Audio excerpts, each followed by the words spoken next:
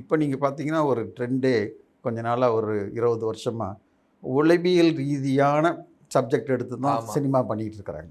இறுதியாக முடிவு பண்ணி வெளியே கொண்டு வர போகிறது நான் தானே. ஃபீல்டுக்கு போய் வேணால் நான் எடுக்காமல் இருக்கலாம். பட் நான் வந்து பொருளாதார ரீதியாக சம்பாதிக்கணும்னு நினச்சி போட்ட படம் இல்லை.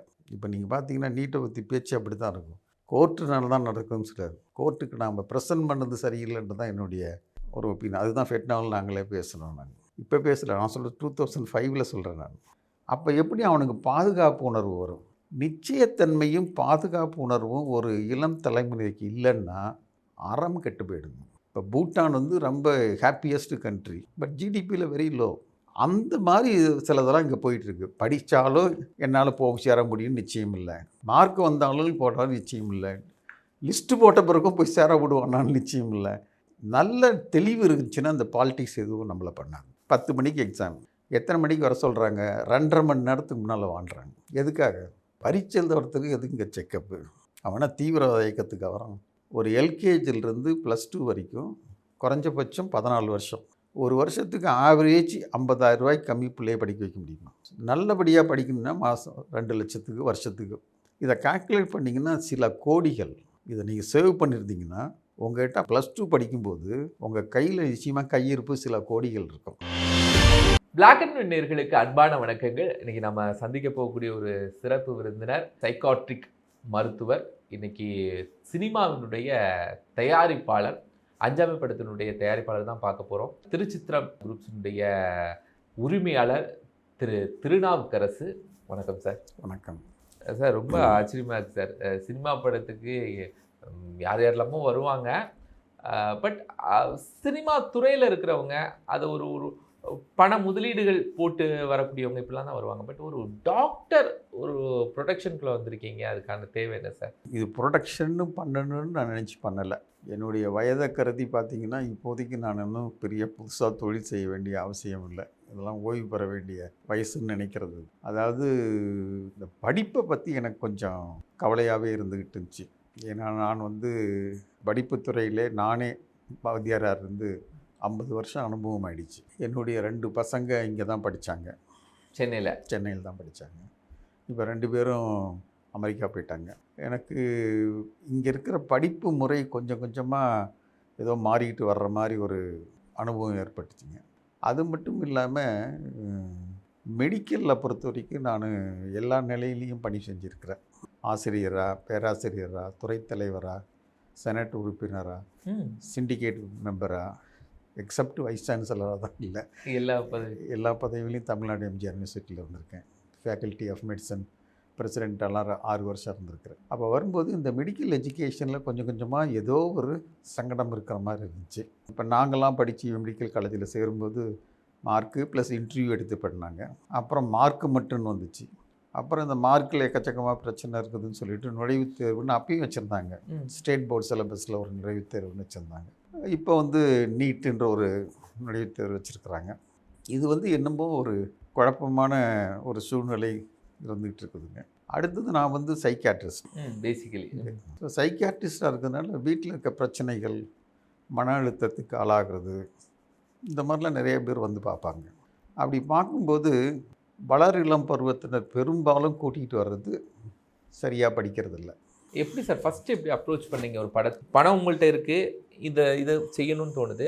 பட் சினிமா இண்டஸ்ட்ரிங்கிறது டோட்டலி ஒரு டிஃப்ரெண்ட்டான ஒரு பாத். அதுக்குள்ளே நுழையிறதுக்கு சினிமாவில் இருக்கிறவங்களே கொஞ்சம் அச்சா போடுறாங்க, அதுக்குள்ளே பணம் போடுறதுக்கு பயப்படுறாங்க. அப்படிங்கும்போது நீங்கள் எப்படி தைரியமாக போனீங்க? எப்படி அப்ரோச் பண்ணீங்க ஃபஸ்ட்டு சினிமா இண்டஸ்ட்ரியை? இல்லை நீங்கள் சினிமா இண்டஸ்ட்ரியோட பழக்கப்பட்ட நபரா? சினிமா இண்டஸ்ட்ரியோட பண்ணல, நான் மக்களோட பழக்கப்பட்ட நபர். மக்களுக்கு வாசல் தான். அதாவது எப்படின்னா, நான் நிறைய எழுதுகிறேன், நிறையா புத்தகங்கள் எழுதியிருக்கிறேன், நிறையா இந்த மாதிரி பப்ளிக்கில் மனநலம் பற்றிலாம் பேசியிருக்கிறேன்.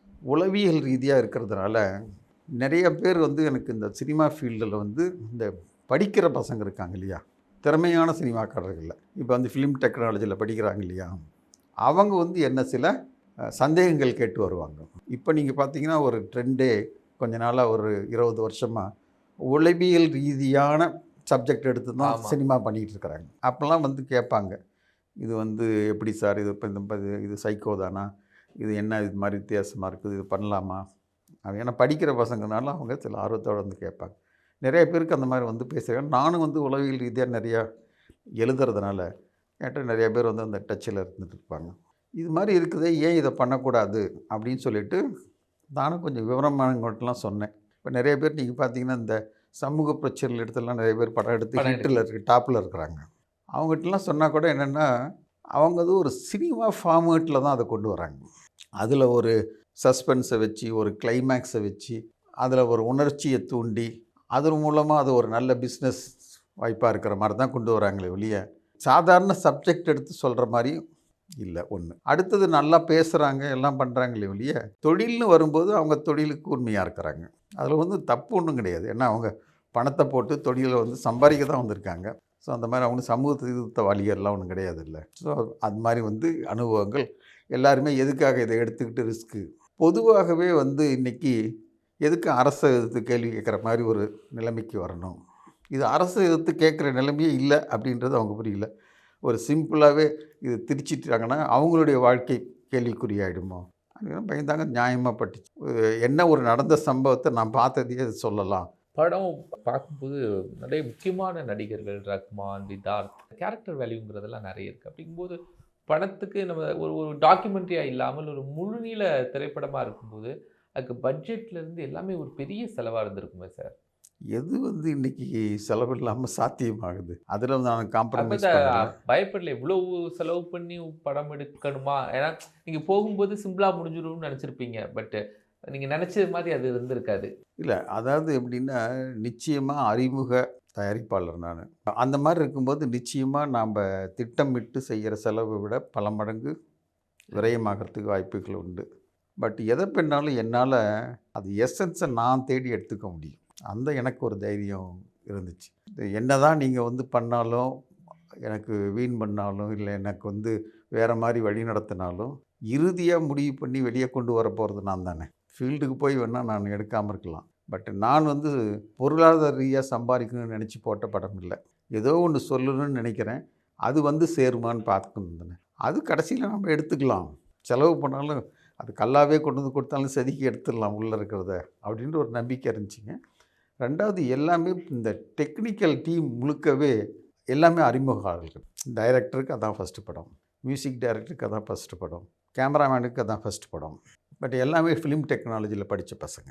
ஸோ அவங்கள ராவாக இருக்கும்போது அவங்க நிறையா ஒர்க் பண்ணியிருக்கிறாங்க, அவங்களுக்கு ஒரு வாய்ப்பும் கொடுக்கலாம் அப்படின்ற முறையில் எடுத்து செஞ்சும்போது அவங்களுடைய ஒத்துழைப்பு நல்லா இருந்துச்சு.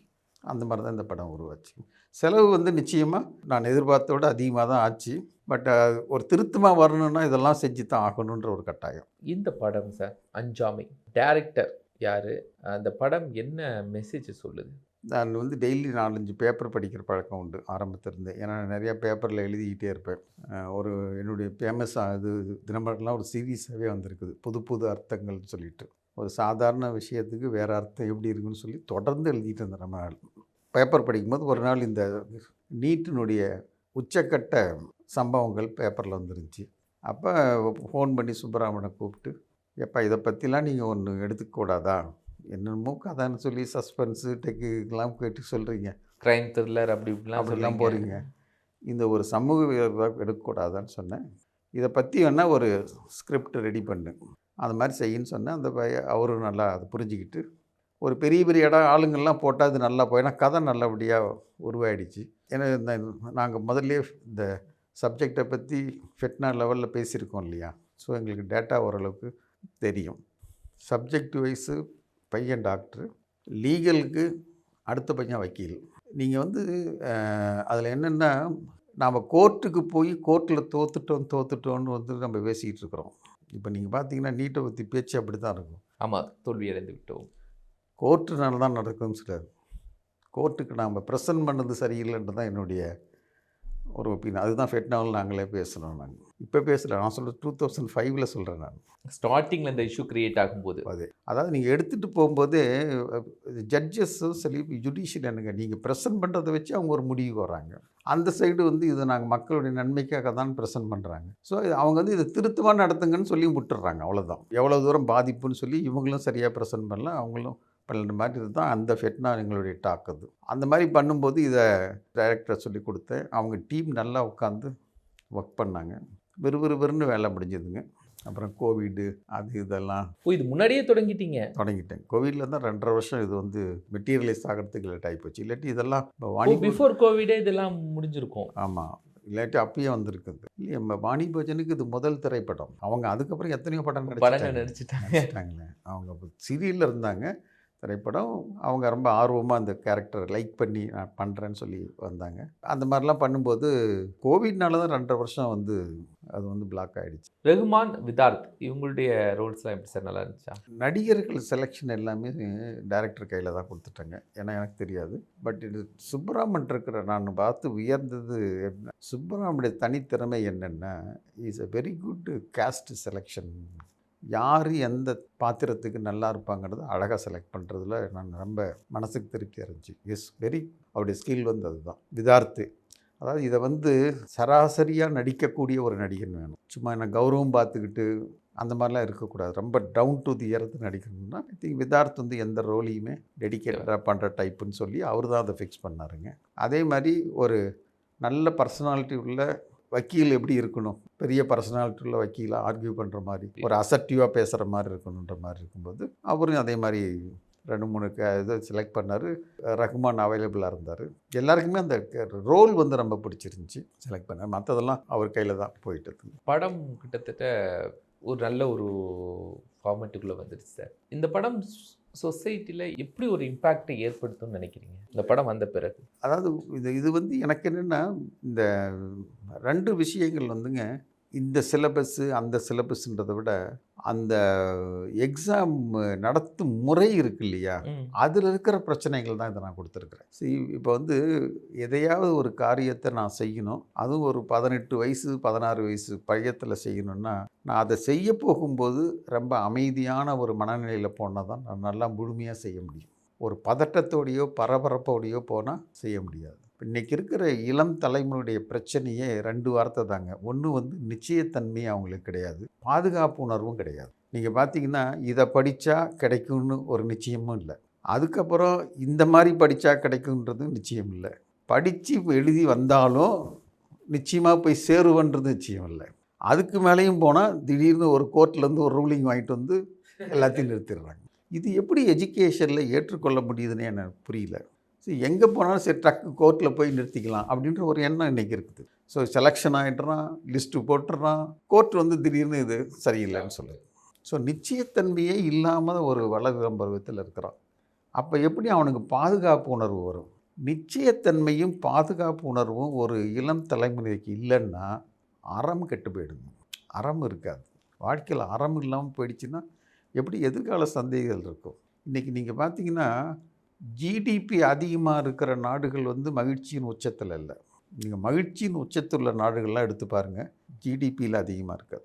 பொருளாதார ரீதி வளர்ச்சி வந்து உங்களுக்கு மகிழ்ச்சியை கொடுக்காது, உங்களுக்கு இன்பத்தை கொடுக்கும், வசதிகளை கொடுக்கும், அமைதியும் நிம்மதியும் கொடுக்காது. எனக்கு என்னமோ இதெல்லாம் தான் எதிர்கால சமுதாயத்துக்கு பிரச்சனையாக போகுதோ அப்படின்ற மாதிரி ஒரு எண்ணம் இருந்துச்சுங்க. எதிர்கால சமூகத்துக்கான ஒரு பெரிய அச்சுறுத்தலே இந்த மாதிரியான விஷயங்கள் தான். அவன் வந்து என்னால் நிச்சயமாக சர்வைவ் ஆக முடியுன்ற ஒரு நம்பிக்கையை கொடுத்துட்டோம்னா அதுக்கப்புறம் அவன் எதுக்கு இங்கே பிரச்சனைக்கு போகிறான்? இப்போ நிறையா நீங்கள் டெரரிஸ்ட் ஆர்கனைசேஷன் எடுத்துக்கங்க, அடிக்டிவ் ப்ராப்ளத்துக்கு அடிக்ஷனுக்கு எடுத்துக்கங்க.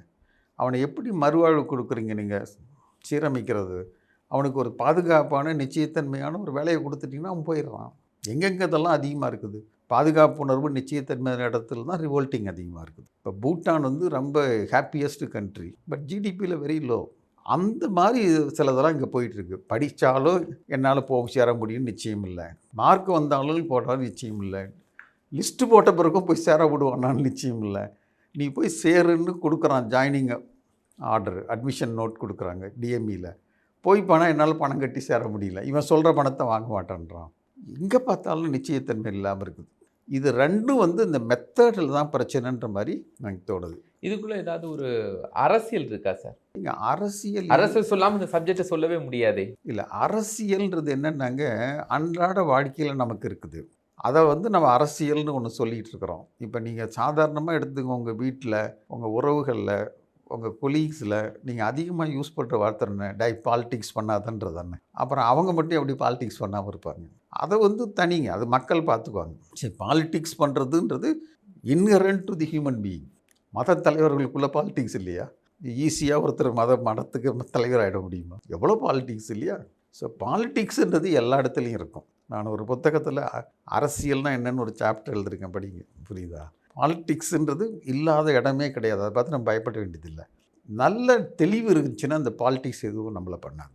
இதில் இந்த முறை என்ன சொல்கிறேன்னா, இப்போ நீங்கள் வந்து 10 மணிக்கு எக்ஸாம், எத்தனை மணிக்கு வர சொல்கிறாங்க? 2.5 மணி நேரத்துக்கு முன்னால் வாங்குறாங்க. எதுக்காக? ஃபுல் செக்கப்லாம் பண்ணணும், கம்மல் பரீட்சை எழுதுறதுக்கு எதுங்க செக்கப்பு? அவனா தீவிரவாத இயக்கத்துக்கு வரான். ஸோ வந்து 2.5 hours அவன் பரீட்சை எங்கேயோ ஒரு இடத்துல போடுறாங்க. அதை தேடி கண்டுபிடிச்சி போகிறதுக்கு உங்களுக்கு இன்னும் 2.5 மணி நேரம் ஆகும். அதாவது 72 மணி நேரம் இந்த பசங்க வந்து ஒரு பீஸ் இல்லாமல் போயிடுது அந்த குடும்பமே. அதுக்கப்புறம் பரீட்சைக்குள்ளே போகிறீங்க. இதில் வந்து ஒரு 10% already prepared for all those things. இன்னொரு 10% எதை பற்றியுமே கவலைப்படாமல் எப்படி போனாலும் பரவாயில்ல, அவன் பாதிப்புக்குள்ளாக்குறதில்ல. அவன் வரான், இல்லாட்டி ஓட்டி போயிடுறான். இந்த மாதிரி இருக்கிறவங்க இருக்கிறாங்க இல்லையா, இதுதான் அதிகமான ஒரு பாப்புலேஷன். இவங்களுடைய பொருளாதார நிலைமை வந்து ரொம்ப மோசங்க. ஒரு எல்கேஜிலிருந்து +2 வரைக்கும் குறைஞ்சபட்சம் 14 வருஷம். ஒரு வருஷத்துக்கு ஆவரேஜ் 50,000 ரூபாய்க்கு கம்மி பிள்ளையை படிக்க வைக்க முடியுமா? நல்லபடியாக படிக்கணும்னா மாதம் 2 லட்சத்துக்கு வருஷத்துக்கு. இதை கால்குலேட் பண்ணிங்கன்னா சில கோடிகள். இதை நீங்கள் சேவ் பண்ணியிருந்தீங்கன்னா உங்கள்கிட்ட +2 படிக்கும்போது உங்கள் கையில் நிச்சயமாக கையிருப்பு சில கோடிகள் இருக்கும். அது வந்த பிறகு நீங்கள் எதை பார்த்தியும் பயப்பட மாட்டீங்க. இது வர்றதுக்குள்ளே அவன் பேங்க்ரப்ட் ஆகிடுறான், குடும்பமே பேங்க்ரப்ட் ஆகிடுது. இதில் எதையாவது மிஸ் ஆச்சுன்னா அது பெரிய இழப்பீடு. ஸோ பிள்ளைங்களுக்கு வந்து நம்ம படிப்பில் செலவு பண்ணல, படிப்புக்கு முதலீடு பண்ணுறோம். முதலீடு தோற்று போச்சுன்னா அதுக்கு பேர் என்ன? லாஸ். இந்த குற்ற மனப்பான்மை யார் எடுத்துக்க போகிறதா? இப்போ பிள்ளைங்க. ஸோ ஒரு சமயம் பிள்ளை ரிட்டர்னாக என்ன சொல்கிறான், நீ என்னை நல்ல ஸ்கூலில் சேர்த்துருந்தா நான் அவனாட்டம் வந்திருப்பேனே, நல்ல கோச்சிங் கிளாஸில் போயின்னா அவனாட்டம் வந்திருப்பேன், இவங்க நீ நல்லா படிச்சிருந்தீங்கன்னா அவனாட்டம் வந்திருப்பேன். ஒப்பீடு எக்கச்சக்கமாக போய் எல்லார் இடத்துலையும் ஒரு குற்ற மனப்பான்மை, கையாலாகாதத்தனம், ஹெல்ப்லெஸ்னஸ்ன்னு சொல்கிறோம் இல்லையா, இதெல்லாம் வரும்போது அவங்க அமைதியின்னி போயிடுறாங்க. இது வந்து சுத்தமாக வந்து நம்ம கல்வியாளர்களுக்கு புரிய மாட்டேங்குது. இதுதான் வந்து மெயின் காரணம். ஸோ அவன் வந்து அந்த பணத்தை விட்டான்னா அதுக்கப்புறம் எப்படி பிடிக்கிறது? ஸோ பெரிய கேள்விக்குறியாகி போய் எப்படியாவது இதை சமைக்கணும்னு வரும்போது எல்லா அறமும் கெட்டு போயிடுது. இப்படி தானே இருந்தது போக எப்படி தான்றது இன்றைக்கி தாரக மந்திரம் ஆகிடுச்சு.